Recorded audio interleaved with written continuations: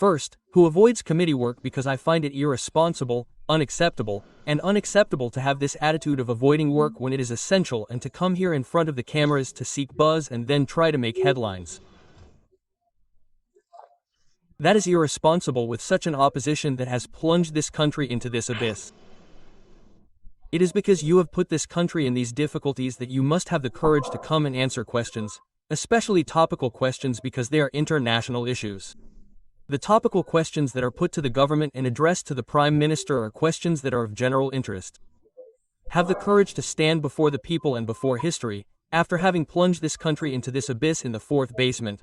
Come back here to plenary to go and seek out the bee that is our missile. It is responsible and I say it and I accept it. I say it and I accept it. So, an opposition that confuses current affairs, current issues and news items. It's because in reality, when they were there, they used to draft laws at the slightest incident. At the slightest incident. It's because you did it, that you can't come here to answer before your own history and before the people. You don't have the right to speak. Let our colleague finish. Suffer in silence and let me speak. So, Mr. Minister, I was concerned about state guarantees for certain private investments.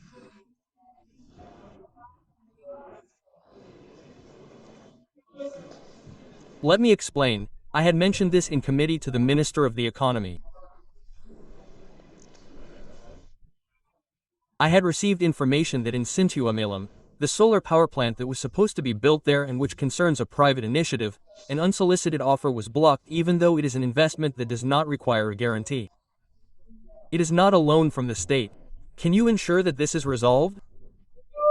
Also, strengthen the budget of the National Human Rights Commission because we cannot, for such an important issue of seeking rights and promoting human rights. It is said that Senegal is relegated to country B, whereas its status was A. That is why it is urgent to take this aspect into account because, given all that we can do in terms of material investment when we fail on human rights, on the intangible balance sheet, it will catch up with us.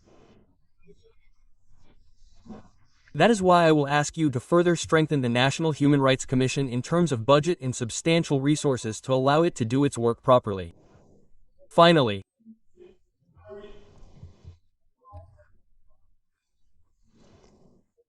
the environmental issues that the last time the Minister of the Environment mentioned in the neighborhood threatened with disappearance because of the DGCU in Salit and which protects the Palmas Hotel.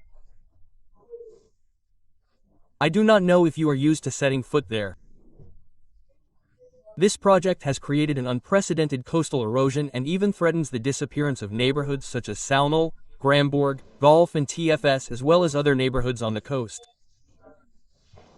I think that if you can provide the necessary resources, as you did with the Palm Butts Hotel, erect measures to encourage these populations to remain in their neighborhoods, not to flee, but to prevent them from becoming disaster victims tomorrow.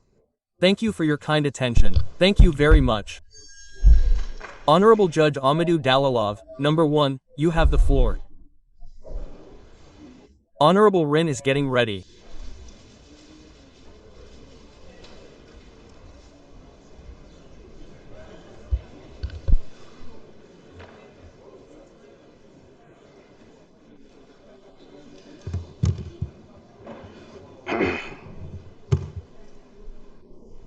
Good morning, Minister.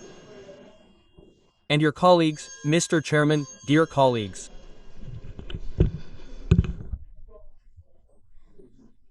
I think we need to stop telling untruths, not to tell lies, about the presence of the opposition in the committees. Simply check the statements of appointments. Yeah,